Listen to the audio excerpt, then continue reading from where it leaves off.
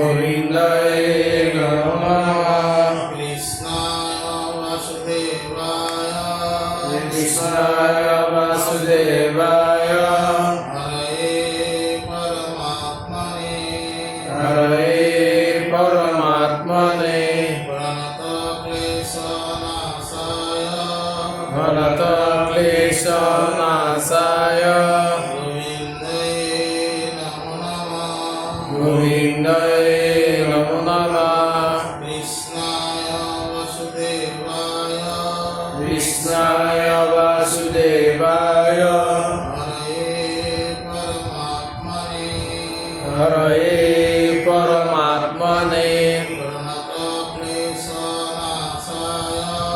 ভরত ক্লেশনাশায় ক্লেশনাশায় গোবিন্দায় নমো গোবিন্দায় নমো নমঃ। নমঃ। কৃষ্ণায় বাসুদেবায় কৃষ্ণায় বাসুদেবায় হরে পরমাত্মনে হরে পরমাত্মনে প্রণত ক্লেশনাশায় ভরত ক্লেশনাশায় গোবিন্দায় নমো গোবিন্দায় নমঃ। নমো নমঃ। কৃষ্ণায় বাসুদেবায় কৃষ্ণায় বাসুদেবায় হরে পরমাত্মনে হরে পরমাত্মনে প্রণত ক্লেশনাশায় ভরত ক্লেশনাশায় গোবিন্দায় নমো গোবিন্দায় নমো নমঃ। নমঃ। কৃষ্ণায় বাসুদেবায় কৃষ্ণায় বাসুদেবায় হরে পরমাত্মনে হরে পরমাত্মনে প্রণত ভরত ক্লেশনাশায় ক্লেশনাশায় গোবিন্দায় নমো গোবিন্দায় নমো নমঃ। নমঃ। কৃষ্ণায় বাসুদেবায় হরে পরমাত্মনে প্রণত ভরত ক্লেশনাশায় ক্লেশনাশায় গোবিন্দায় নমো নমঃ। ও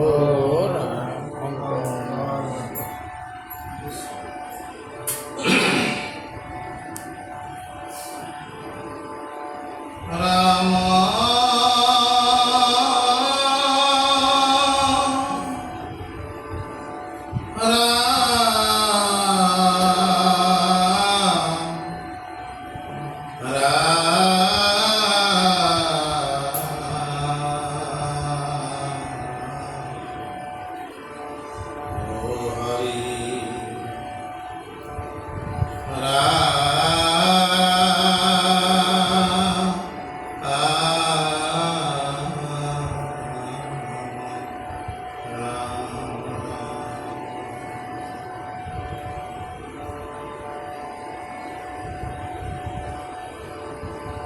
ଏହି ହେତୁ ମହନ୍ତକ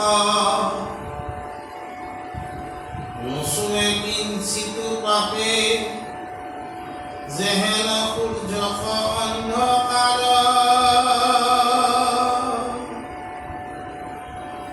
তারা সব অন্তরত পরকিল পাপ মানে সমূলংশে হইব বুন্দা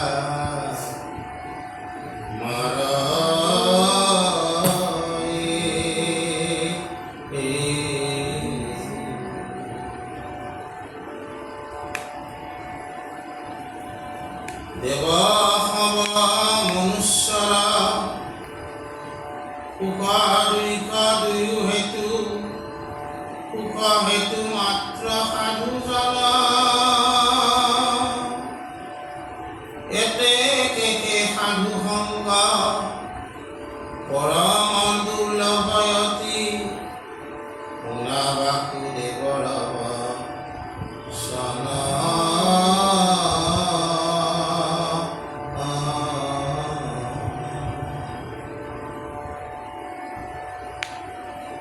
এৰাম দেবৰি কি নাৰদ শুনিলন্ত বাসুদেৱে শুনা মুনি ৰাজ মহাশয় দেৱৰ চৰিত্ৰ যত ঋতু পানী সমস্তত সুখ দুখ দুয়ো মিলায়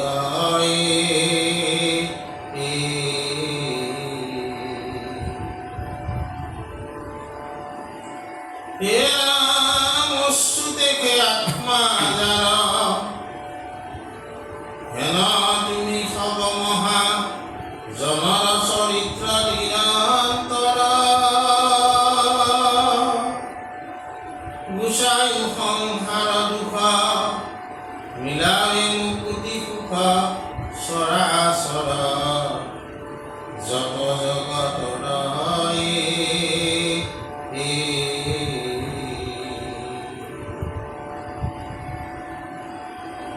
ভজে যিটো যেন মতে দেবো সবু সেই মতে মনুষ্যক কৰে ফলদান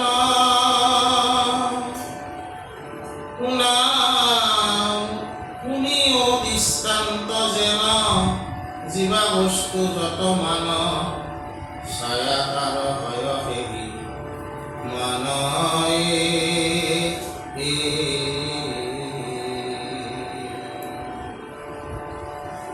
আজি আমাৰ ৰত্নাৱলী যি সৎসংগ মিছন আমি পাঠ কৰি আছো সন্তসকলক কোনো পাপে কিঞ্চিতো পাব নোৱাৰে বুলি কৈছে বুজা নাই যেনেকে সূৰ্য অন্ধকাৰে ঢাকিব নোৱাৰে সন্তসকলকো কোনো পাপে ঢাকিব নোৱাৰে সূৰ্য যেতিয়া উদয় হ'ব তেতিয়া পোহৰ হ'বই আৰু সন্তসকলৰ সংগ যেতিয়া আমি লাভ কৰিম তেতিয়াও আমাৰ হৃদয়ত কি হ'ব পোহৰ হ'ব জ্ঞান উদয় হ'ব সজ্ঞান বুজা নাই সেইকাৰণে আমাৰ মহাপুৰুষ মাধৱদেৱ গুৰুজনে মানে নামচন্দত গাইছে ইয়াৰ মাজে নামৰ ভাণ্ডাৰ মুখে বাজ ৰাম নামে মাৰ নামৰে পাপ পাপ বিপক্ষ সংহৰি হৰি নামে খলখলি হাসে সকল ধৰ্ম উপৰে বকিয়া হৰিৰ নাম প্ৰকাশে তাৰ মানে কি এই যি পাপ এই ঈশ্বৰৰ নামে এই পাপ খণ্ডন কৰে ঈশ্বৰৰ নাম আমি কাৰ ওচৰত পাম মহন্ত সন্ত সকলৰ ওচৰতহে ঈশ্বৰৰ নাম আমি পাম তেওঁলোকৰ ওচৰলৈ গ'লেহে আমি ঈশ্বৰৰ নাম পাম যি নামে আমাৰ কি হ'ব সমস্ত পাপ নাশ কৰিব বুজা নাই তাৰপিছত কৈছে যে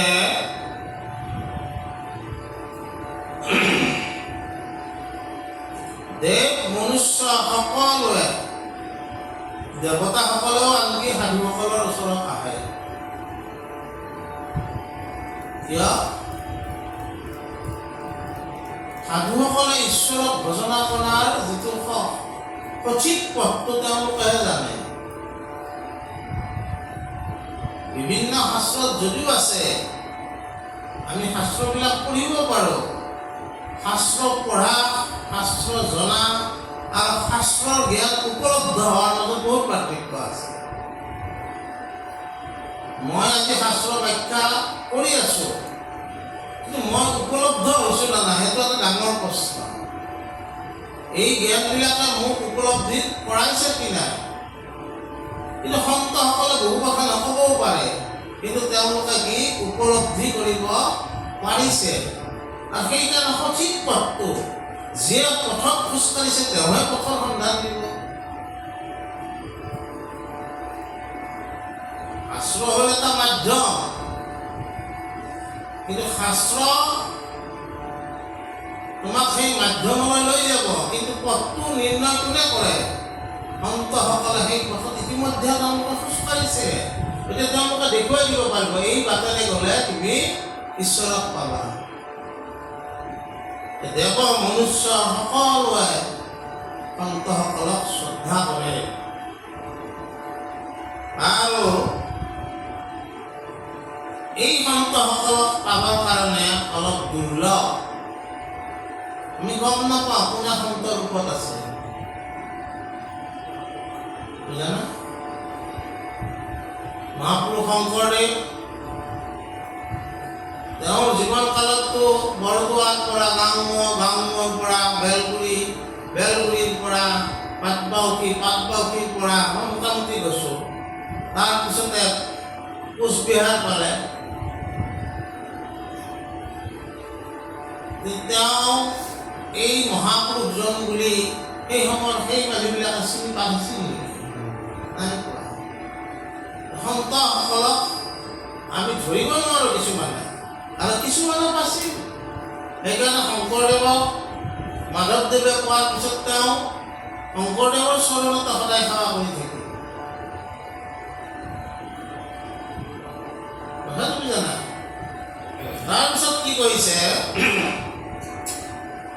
যে আমি যি দেৱতাসকলক পূজো, বুজানা? এই দেৱতাসকলৰ যদি আমি চৰিত্ৰ অধ্যয়ন কৰোঁ, তেনেহ'লে আমি দেখোঁ তেওঁলোকৰো দুখ আছে। ইন্দ্ৰকো আমি মাজে মাজে ঈশ্বৰৰ ওচৰত অহা দেখা পাওঁ যে আমাৰ ইন্দ্ৰ অসমখন ৰক্ষা কৰি দিব লাগে। তেওঁলোকৰো দুখ আছে, কিন্তু তেওঁলোকে তোমাক ভজনা কৰিলে তোমাক কি দিব পাৰে? কিছুমান ফল দিব পাৰে, বুজানা? এই ফল তেওঁতে কেনেকৈ দিছে যে তুমি যিমান ডাঙৰ ছায়াটো তোমাৰ সিমানহে ডাঙৰ হ'ব। সেইমতে তোমাক ফল দিছে। কিন্তু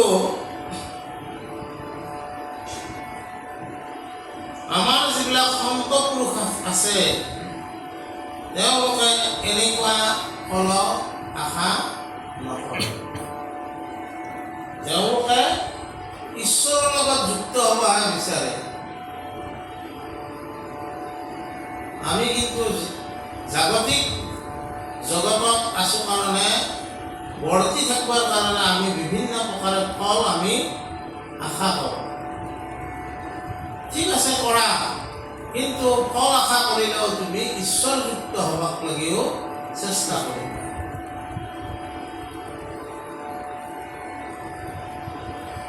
অৰ্থাৎ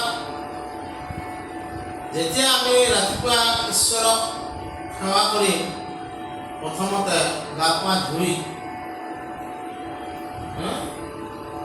ব্ৰহ্মযজ্ঞ বুলি কৈছে, সেই সময়খিনিত আমি নিৰ্বিষয় হৈ সেৱা কৰিব লাগে।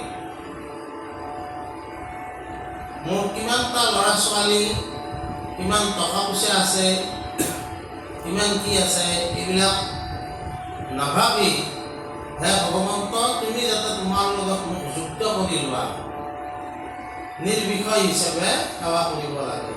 সিয়ে তোমাক কি কৰিব? তোমাৰ উত্তৰণ কৰি কৰি তোমাক জাগতিক জগতত থাকিও, এই জগতত বস্তুবাদী জগতত থাকিও তুমি তাৰমানে ক'ব গ'লে আধ্যাত্মিক জগতত এসময়ত প্ৰৱেশ কৰিব পাৰা।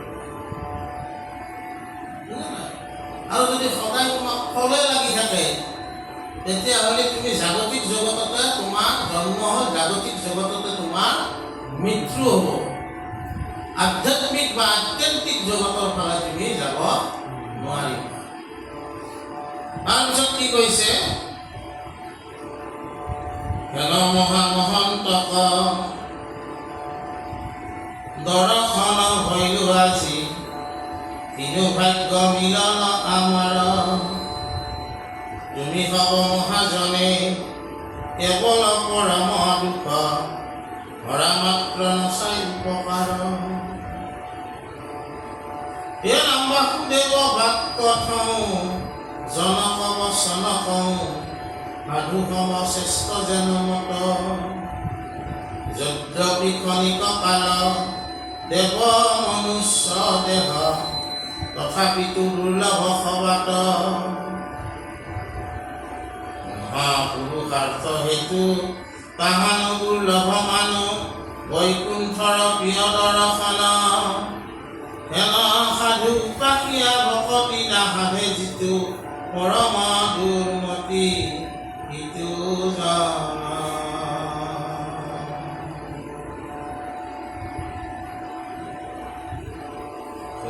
উদ্ধৱত যেন কহিলান্ত ভগৱন্তে, সাধু সংগ জীমতে উত্তম।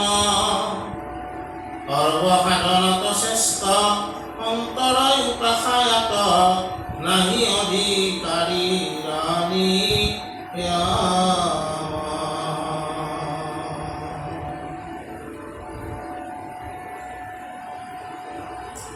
তাৰমানে মহন্তসকলে তেওঁলোকে তাৰমানে দুখ আৰু সুখ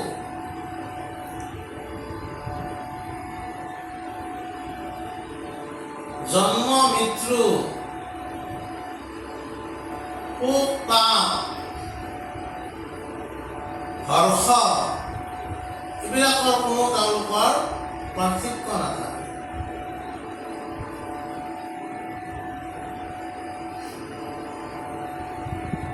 আৰু সেইকাৰণে তেওঁলোকে ঈশ্বৰৰ লগত যুক্ত হ'ব পাৰে। এইবুলি আমাক ভগৱন্তই নিজে কৈছে যে সাধুসকলক তোমালোকে গুৰু মানি শুশ্ৰূষা কৰিবা। বুজানা? কোনো সাধুৰ একো তেওঁৰ বৰ্ণ আশ্ৰম একো লক্ষ্য নকৰিবা। কবিৰ দাস তেওঁ কৈছে সাধুকা জাতি না পুচিয়ে, সাধুৰ কোনো জাতি নুপুচিবা, সাধু সাধুৱে। ইয়াতে আমাক অলপ জনকৰ কথা কৈছে। জনক মানে কি? মিথিলাৰ ৰজা জনক। জনক এজন বৈষ্ণৱ, পৰম বৈষ্ণৱ। আৰু জনকৰ এসময়ত যেতিয়া মানে আচলতে জনক, কিছুমানে কয় যে জনক মিথিলাৰ ৰজাজনকে জনক বুলি কয়। তেতিয়া দেউতাকৰ নামটো জনক, বুজা নাই? সেইকাৰণে তেতিয়াৰ এটা নাম জানকী। এই জনক ৰজাৰ ওচৰত যেতিয়া বৈদিক মানে ব্যৱস্থা খুব প্ৰচলন আছিল, তেতিয়া ব্ৰাহ্মণসকলৰ তাত চেমিনাৰ হৈছিল। আৰু জনক ৰজাৰ সভাত যি ব্ৰাহ্মণে শ্ৰেষ্ঠতা অৰ্জন কৰে তেওঁহে মানে শ্ৰেষ্ঠ ব্ৰাহ্মণ বুলি পৰিচিত হৈছিল। যেনে যাজ্ঞবল্ক ইত্যাদি ইত্যাদি। এই জনক পৰম বৈষ্ণৱ আছিল। এই জনকে কি কৈছে যে এই যিটো মনুষ্য জনম, এইটো পৰম দুৰ্লভ জনম। ইয়াৰ হিচাপটো বিষ্ণু পুৰাণত আছে। 84 কোটি নৰক ভঞ্জী মনুষ্য জনম পায়। আগৰ জনমটো কি? বানৰ। বানৰ আমি বান্দৰ বুলি কওঁ অসমীয়াত। বানৰটো সংস্কৃত শব্দ। বাহ নৰ, তাৰ মানে বা মানে কিজানি, নৰ মানে মানুহ, কিজানি মানুহ। বানৰ শব্দটোৰ অৰ্থটো হ'ল কিজানি মানুহ। সেইটো মানুহৰ দৰে বহুত আচৰণ কৰে। তাৰপিছত মানে কথা হ'ল এই জন্মটো পৰম দুৰ্লভ বুলি কৈছে। কাৰণ এই জন্মটোত এই মনুষ্য জন্মতহে সাধু হ'ব পাৰে। দেৱ জন্মত নৰি। দেৱ জন্ম ল'লে ভোগ কৰোঁতে যাব। ভোগজনিত জন্ম পাইছে, ভোগ কৰি থাকিব। আৰু ভোগ যদি কোনোবাই নিদিয়ে তেওঁ খং কৰিব। বুজা না? কিন্তু মনুষ্য জন্ম যিহেতু সাধনজনিত জন্ম পাইছে, তেওঁ সাধনাৰ দ্বাৰাই তেওঁ সাধু হ'ব পাৰে। আৰু সাধু হ'লে কি হয়, ভগৱানে তেওঁক তেওঁৰ দৰে বুলি গ্ৰহণ কৰে। ভগৱানে তেওঁক তেওঁতকৈ ভিন বুলি নাভাবে, একে হৃদয় বুলি তেওঁ কি কৰে, গ্ৰহণ কৰে। ভগৱন্তৰ লগত একে হৃদয় হ'ব পৰা জন্ম কোনটো? মনুষ্য জন্ম। আৰু সেইকাৰণে আমাৰ মনুষ্যই যিহেতু সাধনাৰ জন্ম, এইটো কৰ্ম কৰি আগবাঢ়িবাক লাগি চেষ্টা কৰিব লাগে। অমুকত অমুক দি, তমুকত তমুক দি, তমুকত তমুক দি এই ভাগ্যক মানে ধেৰ আগবঢ়াটো আচলতে মনুষ্য জন্ম নহয়। মনুষ্যই কি কৰিব লাগিব? ভাগ্য যেনেকৈ আহে আহিব। তোমাৰ বিধিটো জন্মতে লিখি দিছে, যি ভাগ্য আছে তাকে হ'ব। যিটো মই নিৰ্ণয় কৰিব নোৱাৰোঁ, ভাগ্যটো বেলেগেহে লিখি দিছে, সেইটো যি হয় হৈ থাকিব। কিন্তু তোমাৰ কৰ্মটো তুমি নিৰ্ণয় কৰিব পাৰা, তোমাৰ সাধনাটো তুমি নিৰ্ণয় কৰিব পাৰা। এই সাধনযুক্ত কৰ্মৰ দ্বাৰাই মনুষ্য জীৱন আগবঢ়াই লৈ যাব লাগে। আৰু এই জন্মটো দুৰ্লভ জন্ম। জনক ৰজাই কৈছে। আৰু এই জন্মতে তাৰমানে পুৰুষাৰ্থ চতুৰ্বৰ্গ সাধন কৰিব পাৰিবা। ধৰ্ম, অৰ্থ, কাম, মোক্ষ, 4 পুৰুষাৰ্থ। বুজা নাই? আৰু ঈশ্বৰৰ লগত যুক্ত হোৱাটো 25 মহাপুৰুষাৰ্থ। সেইটো কাৰণে শ্ৰৱণ কীৰ্তন ভক্তিৰ দ্বাৰাই আমাক কৰিব দিছে, ভক্তি বেদত। তাৰপিছত কি কৈছে? এই যিটো জন্মত, মনুষ্য জন্মত সাধনাৰ দ্বাৰা তেওঁ সাধু হ'ব পাৰে, সেই সাধনযুক্ত সাধুক সদায় উপাসনা কৰা। তেওঁক উপাসনা কৰিলে কি হ'ব? ঈশ্বৰক উপাসনা কৰাৰ দৰে হ'ব। আৰু কৈছে কি? ভগৱন্ত কৃষ্ণৰ পৰম বান্ধৱ উদ্ধৱ। উদ্ধৱ আৰু অৰ্জুনো বান্ধৱ, সখী। আৰু উদ্ধৱো তাৰমানে কৃষ্ণৰ বান্ধৱ। কিন্তু অৰ্জুনৰ লগত নৱবিধ ভক্তিৰ যিটো সক্ষিত্ব, সাক্ষ্য ভাৱটো যুক্ত হৈছে। সক্ষিত্ব শ্ৰৱণ, কীৰ্তন, স্মৰণ, অৰ্চন, বন্দন, দাস্য, সক্ষিত্ব, বন্দন, আত্মনিবেদন ইত্যাদি নৱবিধ ভক্তি। তাৰে ভিতৰত অৰ্জুনৰ লগত কি যুক্ত হৈছে? সক্ষিত্বটো। আৰু উদ্ধৱৰ লগত কি যুক্ত হৈছে? দাস্যটো। উদ্ধৱ যদিও কৃষ্ণৰ বন্ধু আছিল, কিন্তু তেওঁ সদায় কি হৈছিল? দাস বুলি নিজকে ভাবিছিল। যেতিয়া কৃষ্ণই বৈকুণ্ঠ বয়ান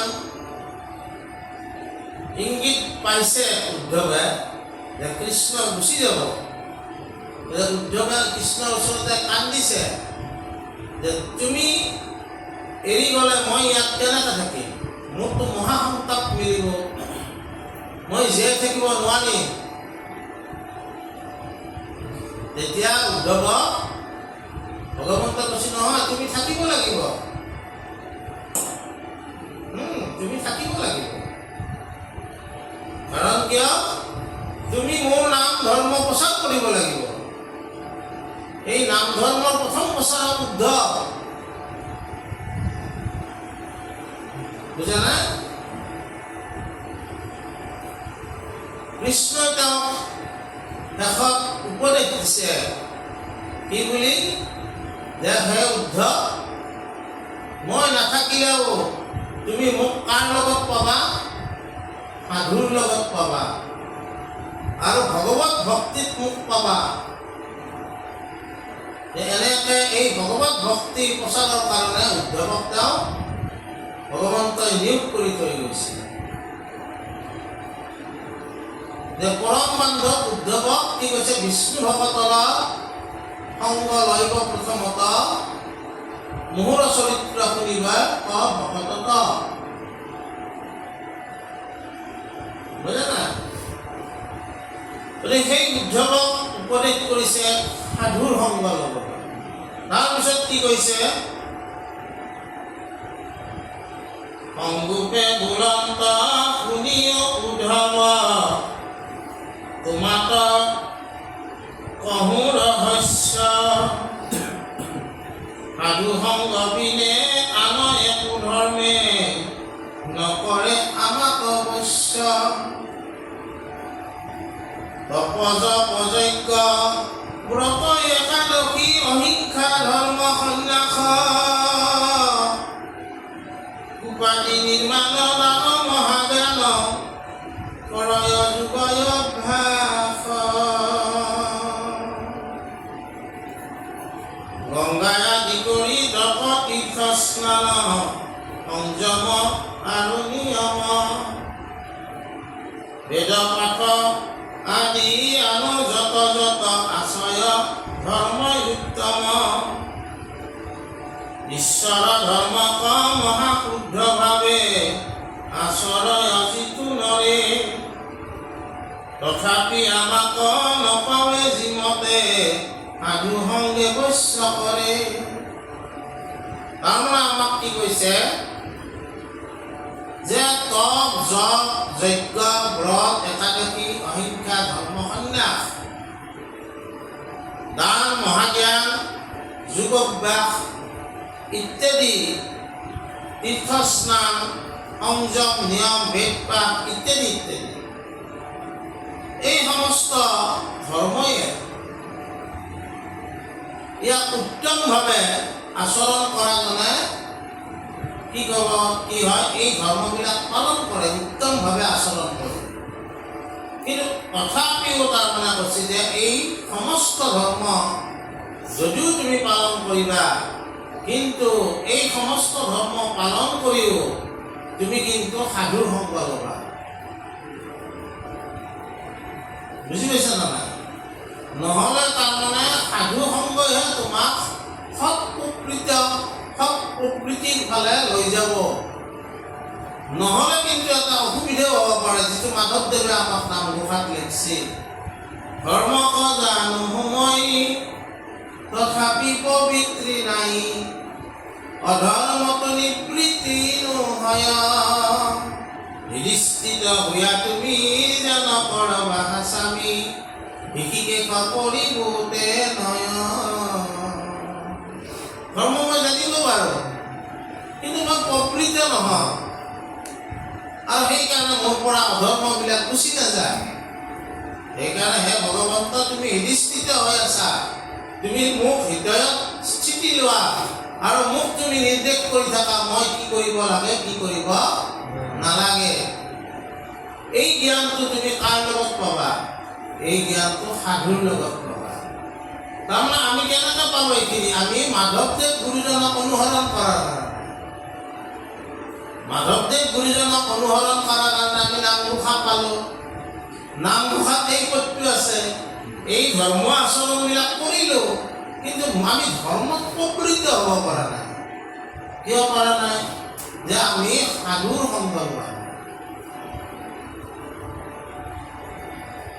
আমাৰ কাৰণে শংকৰদেৱ মাধৱদেৱ তেওঁলোক আমাৰ গুৰু, আৰু ভৱ এই যিটো জাগতিক দুনিয়াত আকৌ কিছুমান সাধু লোক আছে, ভকত লোক আছে, তেখেতসকলৰো আমি ওচৰলৈ যাব লাগে। কেৱল আমি যদি ভাবোঁ যে মই তপ কৰিব পাৰোঁ, মই জপ কৰিব পাৰোঁ, যজ্ঞ কৰিব পাৰোঁ, ব্ৰত কৰোঁ, একাদশী পালন কৰোঁ, অহিংসা কৰোঁ, সন্ন্যাস, বিভিন্ন ধৰণে ধৰ্ম কৰি আছোঁ, মই আৰু কি কৰিব লাগে? তুমি আচলটোৱে কৰা নাই, সাধু সংগ অনুসৰণ কৰা নাই। সাধু সংগহে তোমাক ধৰ্মক কি কৰিব? প্ৰবৃত্ত কৰিব।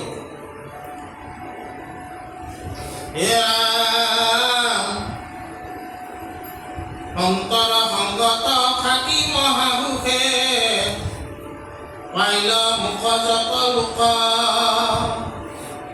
কাষম্বাদলে সাদেও পতি পতি কাষ সখী শুনিও বিকপৰ বাকৃত বলিবানময় বিভীষণ হনুমন্ত জটায়ু সুগ্ৰীৱ তুলাঘাত ধৰ্ম ব্যাধ বিদ্ধ জাম্বৱন্ত নিজ ভাজ্যগণ পুঁজি কংস ৰাখি যত গোপী গকুলৰ ৰাসম্বাৰ একোৱে সাধন নাহিকে আনজন মৰ।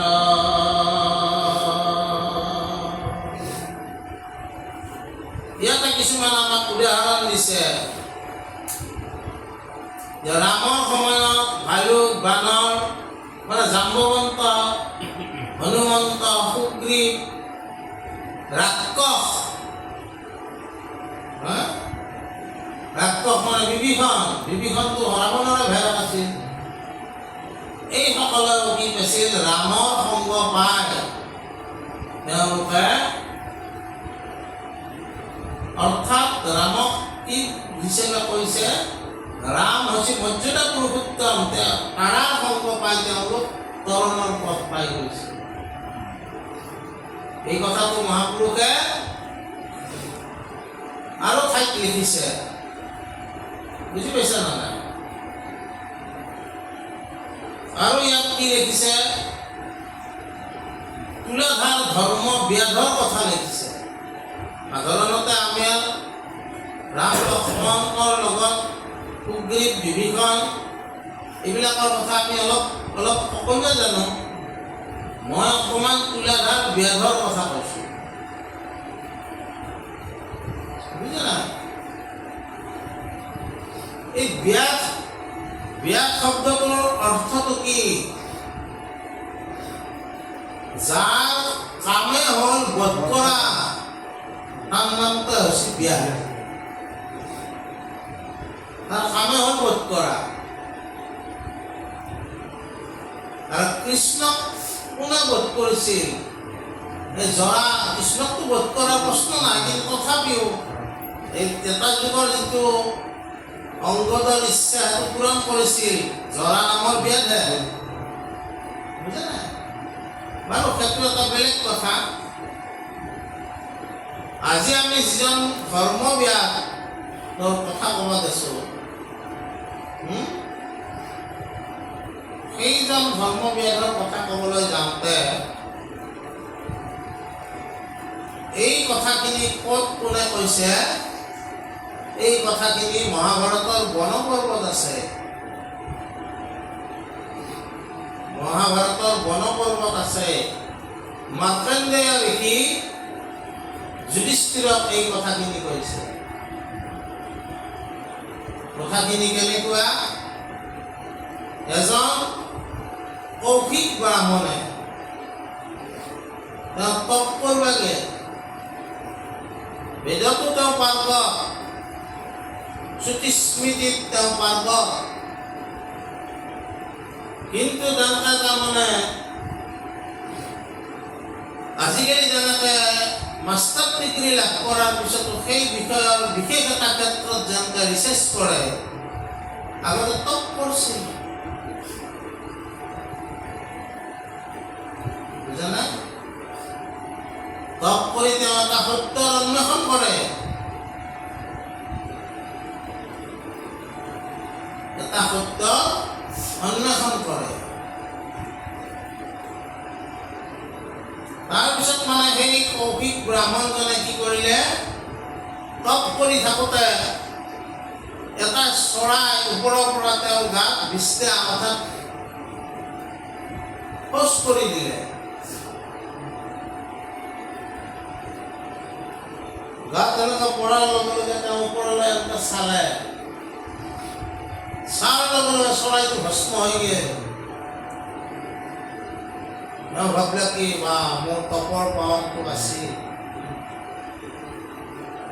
চৰাইহে মোৰ গাত ভাগি দিছিল, কিন্তু ই হৈ গ'ল, তপ হ'ল মোৰ পাৱাৰ আহি গৈছে। এইবুলি তেওঁ তাৰ পৰা ওলাই নগৰৰ ফালে গ'ল। সিদ্ধি লাভ কৰিলে যেতিয়া নগৰত সেই সিদ্ধি তেওঁ প্ৰকাশ কৰিব লাগিব। এইবুলি তেওঁ ঘৰত মাত দিলে, ভিক্ষাম দেহি। তিৰোতাগৰাকী গৃহিণীগৰাকীয়ে বাহিৰতে আছিল, অলপ সময় ৰ'বা। এইবুলি তেওঁ ভিতৰত গুচি গ'ল ঘৰত। বহু সময় ওলাই নাহে। তেওঁ আৰু নতুনকৈ তপ কৰি আছে না, তপৰ পাৱাৰটো বেছি হৈ আছে, বুজা নাই?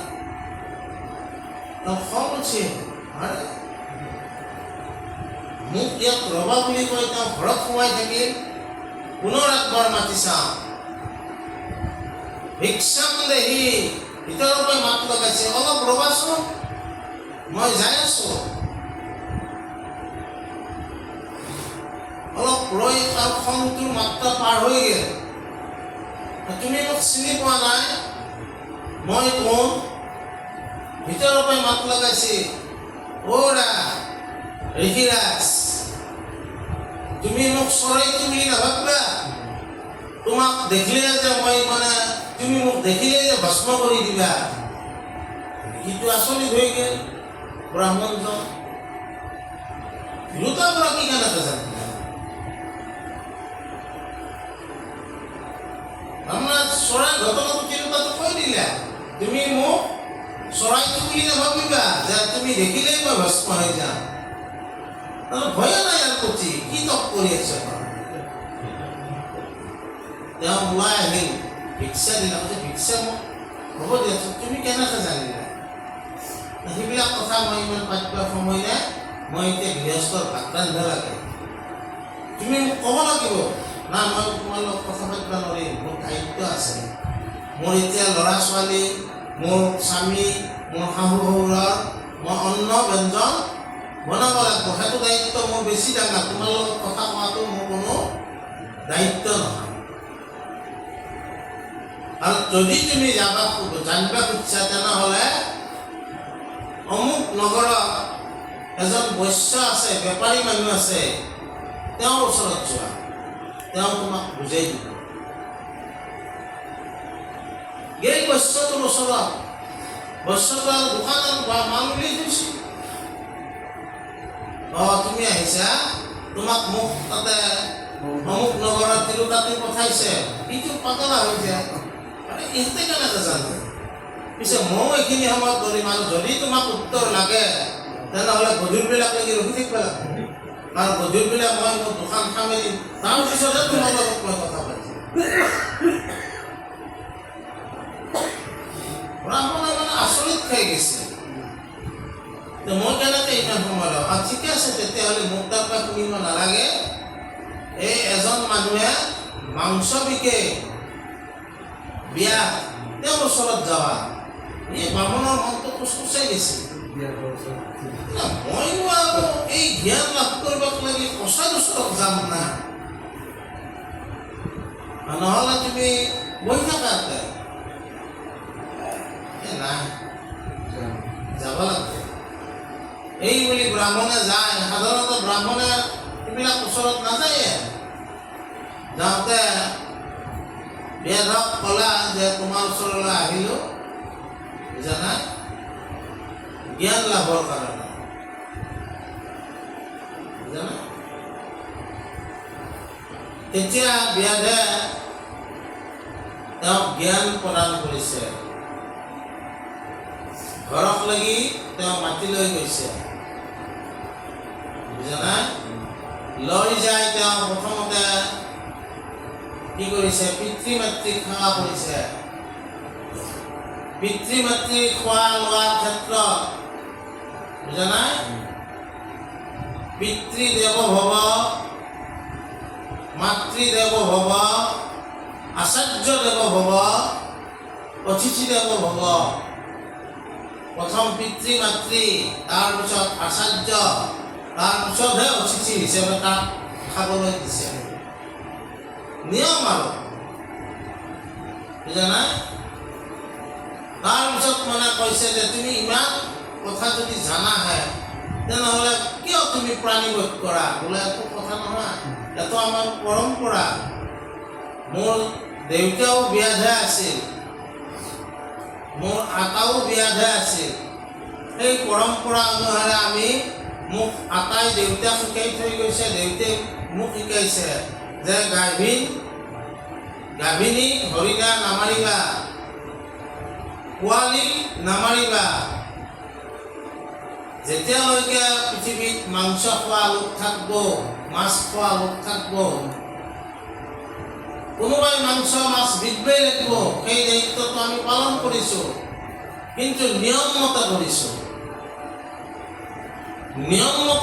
কাৰণে বিয়া ধৰিও মই ঈশ্বৰ জ্ঞান লাভ কৰিছোঁ কথাটো বুজি পাইছা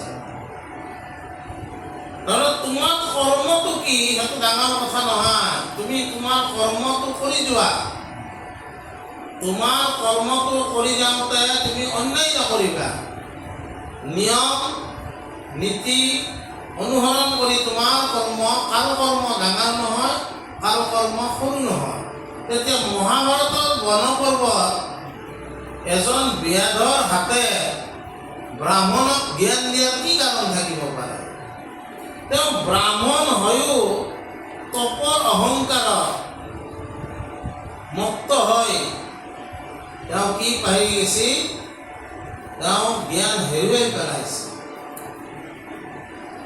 তেওঁ বাসনাযুক্ত হৈছে আৰু এজন মাংস কটা ব্যাধ হৈও তেওঁ বাসনা মুক্ত হৈছে তেওঁ কৰণীয় কৰ্মখিনিহে কৰি গৈছে এইটো কি বাসনাযুক্ত হ'ল বাসনা তিনি প্ৰকাৰৰ এক হ'ল দেহ বাসনা এক হ'ল লোক বাসনা আৰু এক হ'ল শাস্ত্ৰ বাসনা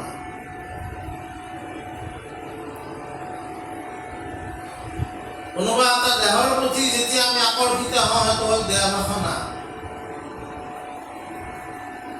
আৰু লোক সমাজত ভাল হৈ দেখুৱাই থকাটো লোক বাসনা ভিতৰত ভাল নহয় কিন্তু ভাল হৈ দেখি থাকো এইটো লোক বাসনা লোকে মোক তেতিয়া ভাল মানুহ বুলি জানো আৰু এটা আছে শাস্ত্ৰ বাসনা এই যে মই কথা কৈ আছো শাস্ত্ৰ ই এটা বাসনাও হ'ব পাৰে মোক তহঁতে যা অধিকাৰে কথা জানে দে আৰু এইটো বাসনা এই ব্ৰাহ্মণজনক তাৰমানে শাস্ত্ৰ বাসনাই কি কৰিছিল অহংকাৰী কৰি পেলাইছিল সেইকাৰণে তেওঁ বাসনা যুক্ত হ'ল কিন্তু ধৰ্ম ব্যাধ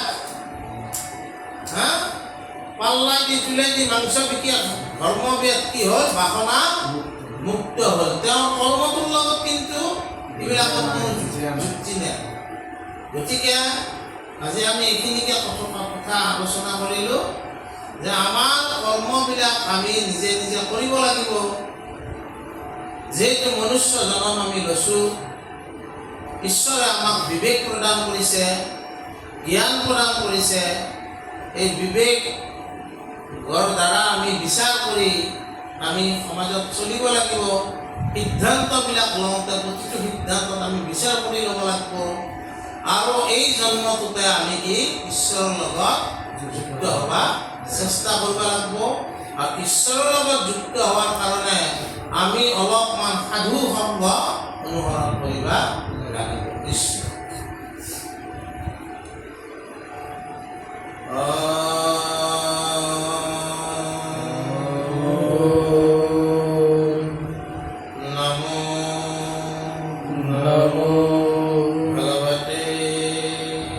ভগৱতে বাসুদেৱায়